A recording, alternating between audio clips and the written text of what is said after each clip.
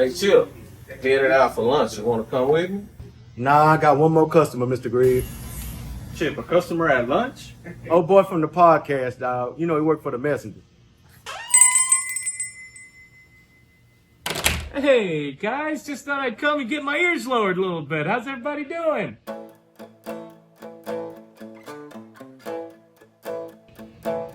Tell you guys what, I'm getting so old, you guys gonna start charging me a finder's fee, huh?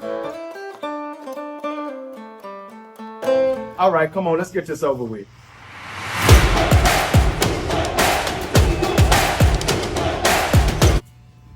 Say, by the way, Chip, you still a Cowboys fan? Yes, sir, I am. Man, those guys are awful. I hate those guys. Really, I'm more of a Philadelphia Eagles fan myself. Watch out now. Don't be talking about my Cowboys.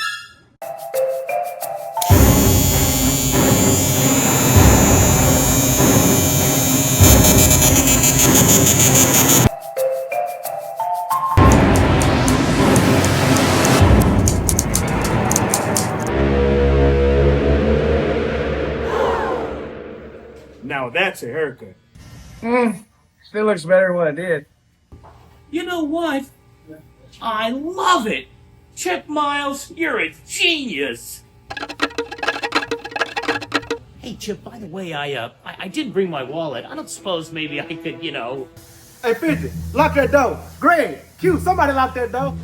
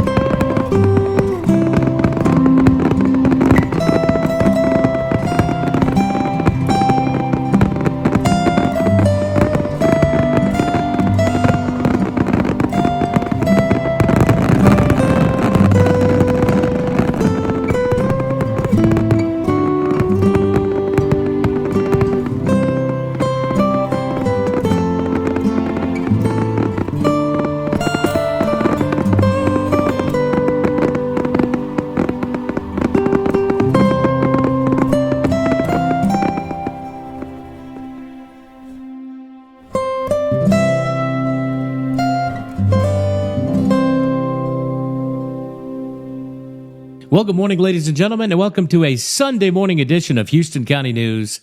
I'm Messenger reporter Greg Ritchie, and once again, happy 4th of July, 250 years of this great country that so many of us still love very much, even though we sometimes worry about which direction we're going and what the future may hold.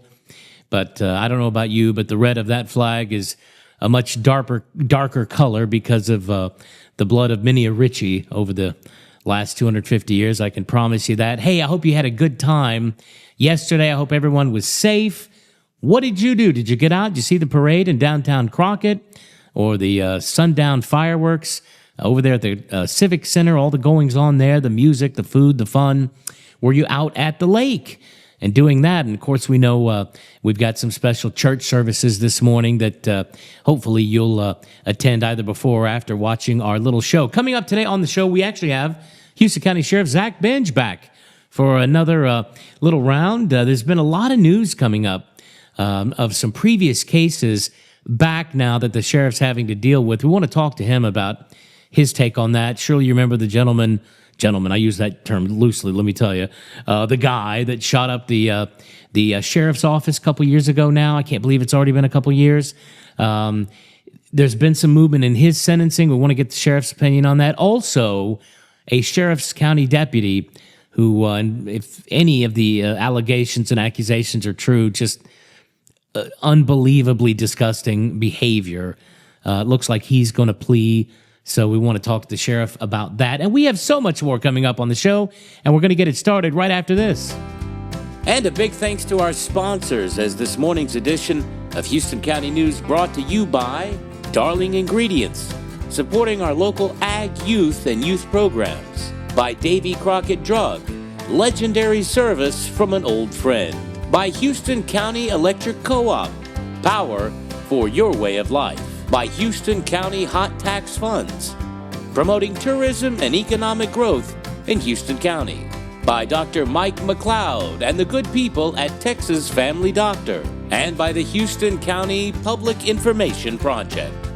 I manage the sync program. I call customers and get all their meds synchronized to being filled once a month or once every 3 months, and help them remind them that they need their meds refilled every month. Some customers have struggles on remembering to fill their medications, or they have to come multiple times a month, and this just keeps it simple for them. It's a family business. It's not a corporate owned business, so it's a very inviting place. It's a loving place. Hey everybody, James and Carol Martin here at Davy Crockett Drug. We look so forward to seeing you on the west side of the square. Come let our family take care of your family. Legendary service from an old friend.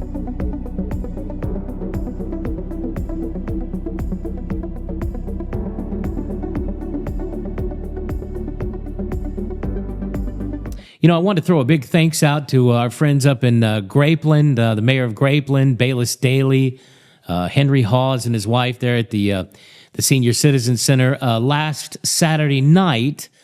Well, before I get to that, we had to kind of rush there because before that, Crystal McKenna, old friend of ours, got married, and beautiful ceremony. Thank you, Crystal, for the invitation. God bless you too, and long life and much happiness. Very, very wonderful ceremony. But left there, went to Grapeland, and they had a sort of Medal of Honor ceremony. And this is kind of something special they've been doing this year, the 250th anniversary of our country. And I didn't know I was even considered personally. But apparently there's certain things you do for, with, or by the community, and you sort of qualify for different points and stuff. I think there's a maximum of 4 or 5. I qualified for a couple, but I got a nice medal, and I wanted to thank them and congratulate all the other winners. They're all kind of great people, either in Grapeland or with strong ties to Grapeland, who won, and thank all the people that organized that. Mr. Daly called me the week before, like on a Wednesday, and said, hey, by the way, would you give a little speech about freedom at our little ceremony? And oh boy, I sure wanted to say no. I was very nervous about that, but I sort of did my best. And so anyway, I hope that was enjoyable for the folks that were out there. Basically, my take is freedom is not anarchy. Freedom is discovering who you really are and are meant to be, and your place not only in our great country but on God's great universe, and that to me is freedom. But I even teared up a bit at the end, so I won't get into that now because hey, this is on video, baby. This is the internet. This is forever. So we certainly don't want people to see that. More after this.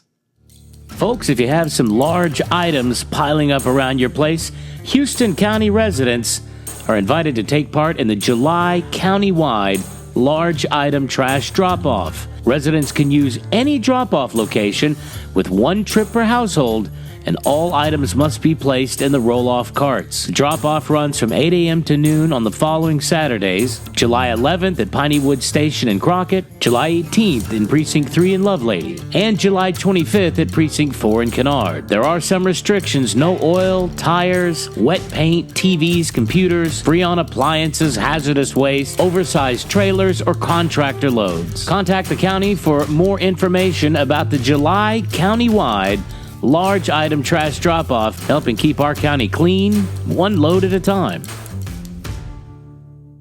Well, folks, we sure appreciate you watching Houston County News, and to be honest, we couldn't do it without you. In fact, we've created a non-profit organization to support the show. It's called the Houston County Public Information Project, a 501c3 non-profit organization. Now, if you'd like to help keep the show going or help us in our long-term mission to promote arts, writing, music, and other forgotten talents amongst our youth, you can help out by sending a donation to P.O. Box 1125 in Crockett. Now, we're grateful for any donation, any amount, but any donation over $50, we'd like to send you a personalized certificate thanking you for your support. If you have questions or would like more information, please reach out and contact us. And thank you again from all of us here for supporting local journalism, local media, and local art. And bless you for helping us keep this going. Of course, everybody's talking about data centers these days, and still really not clear what's going on with the folks that came to the county commissioners meeting. We've heard other instances of other data centers coming to counties very near to us. Still nothing is confirmed, but it struck me this week. I came across an old video. I think it's probably from the late 40s, very early 50s. Folks, this isn't the first time our area has faced the threat of data centers. Did you know that? Watch this film I came across, and you'll see this is a problem that's been going on for a very, very long time. Have a look.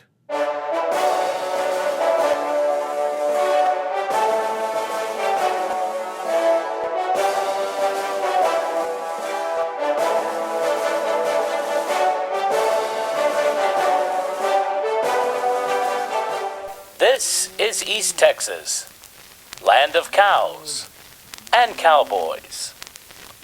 Life moves slower here, but ne'er-do-wells have been able to get the locals anxious about the coming of a new data center to their area. This informational film will set the record straight about data centers and you. Little Tommy Doolittle and his friends are playing ball. Something they always do on a hot Texas afternoon. After rounding those bases even once, it's time for something cool to beat the heat of the day. The fact is, only a small portion of their water has been affected by the new data center. Far less than the 90% predicted by naysayers. Mildred and Agnes are out shopping for something tasty and nutritious for when Dad comes home. They know good food keeps the American people going and keeps communists far, far away. At the local market, the girls struggle to choose their favorite dish. Will it be chicken tonight or Zellerian wet loaf? The new data center has brought new options to their local market. Just another benefit of strength through overwhelming financing and political power. For Dad, it's been another long day on the ranch. Herding the cattle, collecting hay, mending fence posts. Dad is tired, but proud of his work. His ranch is safer for the livestock and better prepared to provide the needed red and green meats for the American people. The long day has had one bad side effect, though. Dad forgot to mount his blast exemption medallion on his car. Always remember to mount yours, and your local data center will always be your friend, too. It's Wednesday in East Texas, and another data center is being built. This one predicted to generate over 4 local jobs. It's all in a day's work, and with a little patience, you too will learn the rules of a data center and you. Your Houston County Electric Cooperative is in the final stages of its massive construction project in order to serve our members better. Our entry is now near the HCEC sign, where you'll find our drive-through window. Our new operations room, or safe room, is protected from rain, wind, and even the most violent storms, which is designed to keep our members with power and with the ability to provide warnings and updates. We are your Houston County Electric Co-op, providing power for your way of life. Well, folks, welcome back to the show. And as promised, our special guest back on the show is our county sheriff, Mr. Zak Benge. Sheriff, welcome back. Thank you for having me. I think it's great. Well, I know y'all have so much going on over there. I could have you on every week, and you'd have 2 stories for us. But I did want you to come back. There's been a few things kind of in the news recently that I know you have some opinions on. Oh, yes, sir. And I guess we'll start with the most recent thing that's happened. So Skylar Laza, I think was the gentleman's name. Wait, the man's name. Let me not take that too far. That guy. That guy, yes, sir. Houston County deputy.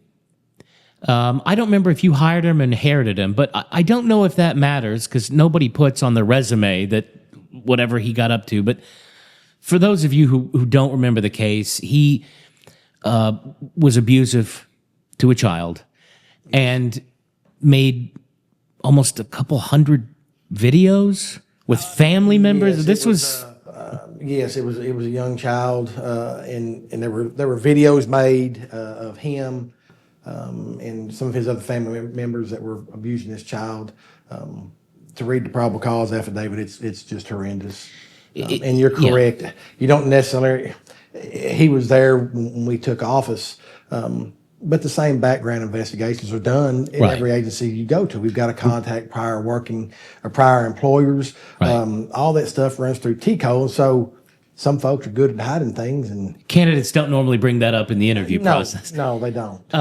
Well, I know. I remember we talked at the time, and one of the things that you mentioned was y'all had just been at a dinner for Kalen Center. That's correct. And you just think, how do you sit there and eat your chicken and listen to all these people? It's a different kind of people. Now, so before we get to the specifics of him, because I know there's some recent developments, here's a question I always ask when this comes up. Do we think this is a new development, maybe brought on by, I don't know, the internet or the availability of just what we used to call smut when I was a kid?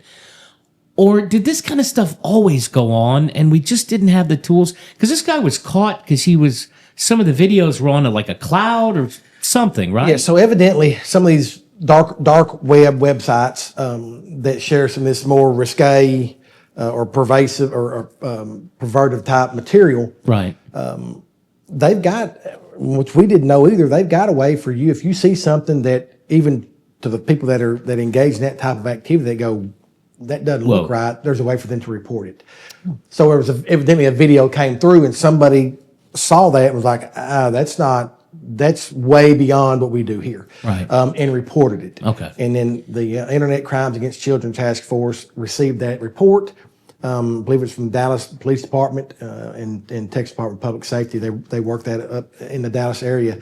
They received that complaint, started doing the investigation, and that's led us to where we are today. Well, and that's kind of like the people that put on Twitter the cash from the bank they just robbed. Yes. You just say, why would you? I like to flatter myself. If I ever became a criminal, I probably wouldn't set up a Twitter account and No, or you put a don't. video online or No, sir. You know, here's it's- me scamming grandma. you know? Exactly. And so whoever it was that, in whatever activity they were engaged in or watching that type of stuff, they at least had enough of a moral compass to say, that is not right. That's over the line. There is something Even within way, that yes, group, that's know, right. yeah. There's something way over the line here that we need to report. Well, I know pretty much as soon as those allegations came out and were even half confirmed, he got fired pretty quick. Yes, sir. I was in contact. That's one of those conversations you never expect to get. I had missed a phone call and they left a voicemail. Said this is, or I missed a phone call, then I got a text and said this is Captain so and so with Texas Department of Public Safety. Just want to make sure you were aware that of a development and I need to talk to you. So I called him fully expecting that we were talking about a drug case. Sure. Because we work with several other agencies trying to broaden our enforcement efforts across the county. And when he told me that what they were there for, I was shocked. And he laid out the allegations, and I just told him, man, you do whatever you need to do. Don't worry about what's going to happen with him, with our office. Right. If you need to investigate him, you investigate him to the full. Yeah. You treat him as you treat any other person that's accused of that. So Yeah. as There's some things that are on the line. You want to stick up for your people and stuff, but this was just so far. Yes, this was not an allegation of someone talked to me roughly. Someone pushed me around. I don't think they should have. This was a very serious allegation dealing with child pornography and aggravated child sexual And a assault. lot of evidence, apparently. And so, yes, so as it went through the day, I was in contact with, at that point, then the lieutenant over that squad.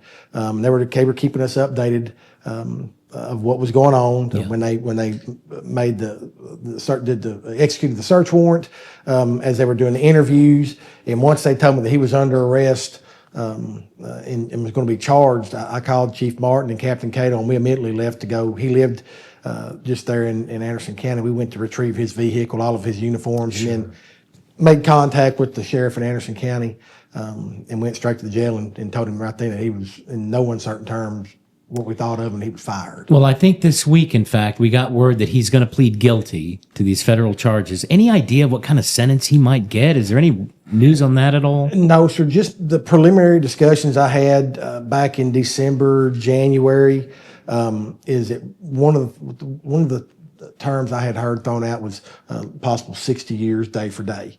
Good. Which is that he's 32, 33. It's a life sentence. And that's where it's not enough for me. I think he needs to eat a bullet and he needs to be dead. There's certain things that are just that egregious. I don't disagree. And so, I mean, he in my mind, he's getting off light. He's going to get to live the rest of his life. Yeah. And still have memories of what a normal life may be. The child that he did this to, That's right, is going to have some extensive counseling to try to overcome. That's right. What this guy has done to him. What makes it That life is if let's hope not ruined, but affected in a absolutely bad way it's affected. forever. I you mean, don't get over that. There's people that get affected in everyday life from a car wreck, and they have issues because they lose a family member or a loved one, or they caused a wreck, someone's been injured, and you're talking about a child who was a member of the extended family. That's right. That's looking at two members of the family that are peace officers, one that is a retired peace officer. People that we try to start young of trust us, we want to help you, and then this guy sullies all of that. How does law enforcement, or how does this child ever grow up to have any trust in anybody? When this man takes the position he's in and then puts his child through that. One bad apple. So I mean, he's lucky. Like I said, to me, it'd be like putting down a dog that's just been a kid. It wouldn't bother me one bit. That's what I feel he deserves. If I ran the circus, the laws would be a bit harsher on that kind of stuff. Now, I've gotten some calls. My wife has even told me about this going on. Some of our residents around the county. Apparently, I don't know if you, as a joke, have started to make a fake accent and call people and try and get money out of them. Is that what's going on? Yes, sir. We had a call at the office a week or so ago where these scammers are everywhere. They're always trying to find a way to take your hard-earned money, and they've got 24 hours a day to do it. And so people have called our office because they've been scammed, or the call of you've missed jury duty, you've missed paying a ticket, we've got you on a traffic cam. we're not calling you asking you for money. Right. We're not calling you asking you to bring us $5,000 or we're going to pick you up on a warrant. That's not how the system works. But we did have a lady that called. She asked my administrative assistant that she had received a phone call from the sheriff stating he was a sheriff and that she needed to bring some money down in relation to a warrant. And the lady's question was I a local guy or was I an American or was I a foreigner? And my admin assistant, she thought that was pretty funny because I sound like cornbread and I know I do. And so for her to wonder, I think that's kind of what Miss Castillo, our admin assistant, told her. No, ma'am, he's not a foreigner. He's very pretty local. Pretty local and in a very strong accent. But beware, the scammers, they're there to get your money. That's all they're. Well, you feel bad for people because a lot of people don't interact with I think I had a speeding ticket maybe in 1995 somewhere. So we don't interact a lot, and you think maybe this is what they do now. They call, you give them a credit card, and we've had the speeding tickets. I know one foreign gentleman has been calling a few businesses and often, like several times, saying he's from Crockett Police Department. We need you to look at your cash register and give us some special code. And there's been a theft, and a lot of people, for some reason, on the younger and older ends of the spectrum, for some reason, if I get a call like that, I'll say, no problem. I've got a customer. I'll call you right back. And then, but it's all, they work really hard at it. I mean, I'll give them credit. They're on those phones day and night. Who knows where they are? It's probably 2:00 in the morning, wherever these, people are or something. And you hit the nail on the head, the younger and the older. A lot of times our younger crowd, they don't have the life experiences to go, hey, this doesn't sound right. And they want to please people. Especially if they think it's someone in a position of authority. Right. And your older crowd have reached that point in their life, they don't want any trouble. Sure. And so it's like, did I miss something? What have I done wrong? And so the people in the middle are the ones that are a little more hard, like, man, I'm not buying into that. Right. If you think you got a warrant, if the marshals are going to come get me on a warrant because I missed jury duty in Washington, D.C., come get me. It's a free plane ride to Washington. Great. And that's what I tell them. I get the same calls too. Sure. We have fun out of them. My chief deputy, he one time he spent 2 days texting a scammer back and forth. The scammer kept wanting him to go to WhatsApp because WhatsApp doesn't cost him any money. And Chief Martin kept him tight for 2 days. I love it. I do the same thing. He relishes when he gets one. Dumb. Oh, he'll call. He's like, man, I got one on the hook, and he'll. love it. And it's like, golly. Sheriff, you would be amazed how many young Asian females text me every month. Yes, sir. And they have the wrong number at first. I had one yesterday, the day before. It says, hello, is my car ready yet? And I thought, here we go. So I said, ready to go. Oh, I'm sorry. I got the wrong number. I have a club of young Asian females looking for American partners. And I said, that sounds great. Who's going to pay for the car? And I just kept it going. And, yeah, but what about this car? You got to pick up this car. And they eventually, I'm probably going to get sent on some special list where they're really going to just attack me. But I love that. Now, we got to go back. And I can't believe this much time has passed. And you're going to have to forgive me because I cannot remember gentlemen, this guy's name. Had an early morning visitor. Last name was Henizer. Henizer. That's right.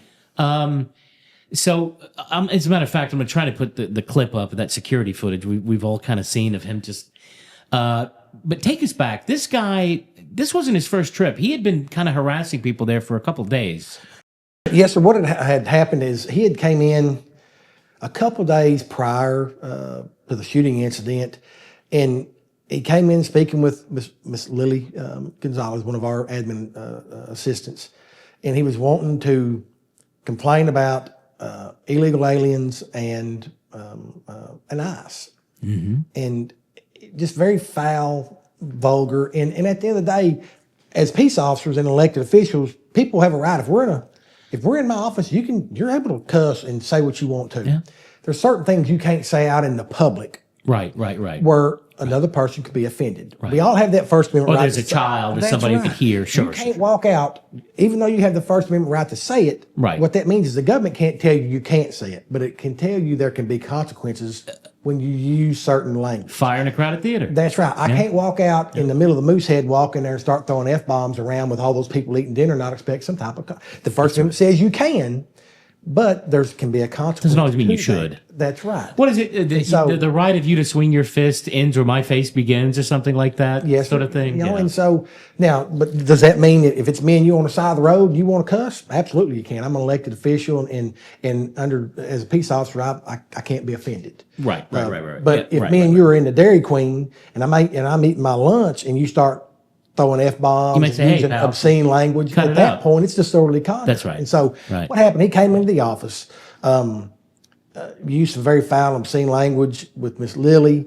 And so Chief Martin went out to talk to him, and he continued using that type of language. And so we're in a public space Right. in the lobby, and we've got folks that are not peace officers that are hearing this. And what the law says is they could be offended. Right. Well, Miss Lily doesn't have to. She's not an elected official. She's not a peace officer. She does not have to listen to that Right. or take that type of abuse. Okay. So Chief Martin told him that we're not going to listen to that type of language. You need to go. And the guy just told him, "I'm not leaving." Chief Martin, "No, you're going to leave. Yeah. If you're going to continue to talk in this manner, you're going to leave." Yeah. And he just finally said, I'm not leaving. So he was arrested for disorderly conduct. Right. Fast forward, that was, I believe, on a Wednesday. Fast forward to Saturday morning. Saturday morning. He shows up. This was 6:37. He picked a Saturday morning when nobody's at the office. Well, I think you and I would probably agree. Had there been somebody at the office, that might have turned out way different. Oh, absolutely. If it had been a Monday through Friday, at 8 o'clock, 9, 10 o'clock, when there's investigators, deputies in and out, admin staff in and out, it would have went completely different if he showed up with a firearm. But he shows But you had your up. dispatchers probably in there. We probably had two dispatchers. scared out of their minds. Absolutely. So what happened? He comes in. He starts pushing on the button on the intercom, talking to the dispatchers. That he's a federal. Was he carrying the AR-15? Not yet. Not yet. He was pushing on the button, claiming to be a federal officer. Need to check our immigration rosters. So they realized something's. So they start. Federal making officers phone don't usually show calls. up in blue overalls on a Saturday morning. That's right. So they tell him, we're going to get an officer up here to talk to you. So he goes outside back to his vehicle. They start getting on the phone trying to get somebody, because we only have two deputies working. Sure. Hey, we need somebody up at the office. Sure. As the deputies start coming in route. And one could be in Lovelady, one in Kennard. Exactly. Sure. So he goes out to his vehicle, retrieves the rifle. Well, one of the dispatcher's husbands was working in the jail in the picket room, and he's watching the cameras. And he sees a guy get the rifle. So he calls back to dispatcher and tells him, "Hey, y'all stay down. He's coming back in with a rifle." Yeah. And that's when he comes back in, pushes the button again. They won't communicate. He pulls on the door. It won't open. Then he walks back outside and fires off, I think, 30 or 31 rounds. Pretty much the whole clip. That's on correct. AR-15. And by this time, Crockett PD had one of the local firemen. It's a peace officer, Right. was en route. DPS was en route. Our deputies were en route. And as he's in the process of trying to reload, he's met with overwhelming force in the parking lot and decided that he'd lost his will at that point and laid the gun down and was taken into custody. Because you never know. Suicide by cop these days is a thing. Well, fast forward to not a month or so ago, federal prosecutors, apparently without consulting anybody around here, gave him, is this right, 51 months? Basically 4 years? Yes, sir.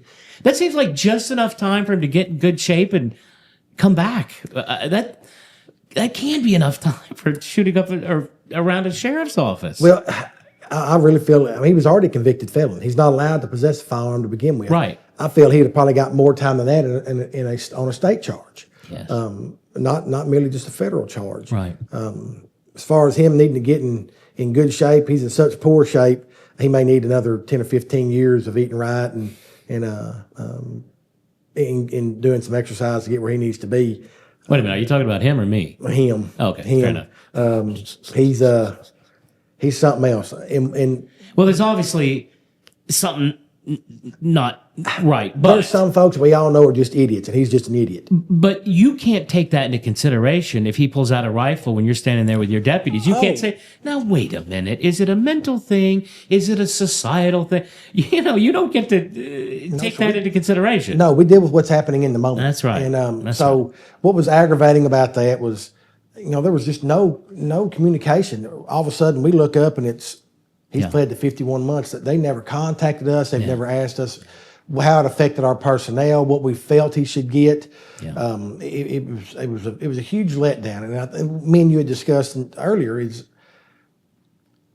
we need to hold everybody accountable to the same standard. Yeah. And my question would simply be, if he had done that at that federal prosecutor's office, would he have gotten 51 months? Would she feel that 51 months is fair? If it had been her people. Would she have talked to her people to see how it affected her people? Yeah. We all know what happens if you show up at the White House and fire off rounds. Yes. You'll get killed. Hey, even if you threaten the president. So, And so why is it any different? Just because we're a little podunk Houston County, in their mind, we're just up here in the Piney Woods. Yeah. Our people matter as much as the people that work at the federal courthouse and the federal prosecutor's office. And for them to not take our people's feelings and concerns into consideration and ask us what we felt would be fair was a tremendous letdown. So we've since passed all of our state stuff back to the Houston County District Attorney, and we're going to pursue every state charge we can. So when he finishes his federal time, hopefully he'll have some state time he gets to do as well, because we're going to have to deal with him. For 51 months, he's going to get out, and guess what? He lives here. So he's going to come back here. Back here. Oh, and if he's on any type of probation, our probation officers are going to go out and see him. Interact with him, That's right. And so it's not... Run into him at the local grocery store. I mean... Yes, I know. It's just to me that sentence is extremely lenient. It's extremely weak. It does not send the message it needs to send. And to him, it's a slap on the wrist. Well, at the time you told me, and I don't want any details because I don't want to know, but I know y'all were going to be working on some measures, let's say at the office, to help prevent something like that in the future. Without going into any of those details, do you feel like y'all are a little better? I mean, the chance of that happening again, fine, but absolutely. So here's the funny thing about that. We had just had these conversations with some other county officials maybe a month before, and we're like, that doesn't happen here, right? Yeah, I know. Everything that doesn't happen here happens here. Best laid plans. So at the end of the day, a lot of the things that we do with that office and that the county does is tied to finances.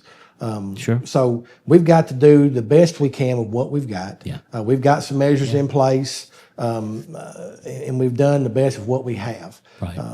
At the end of the day, it comes down to the money. Do we have to pay for everything we would like to do? Well, of course.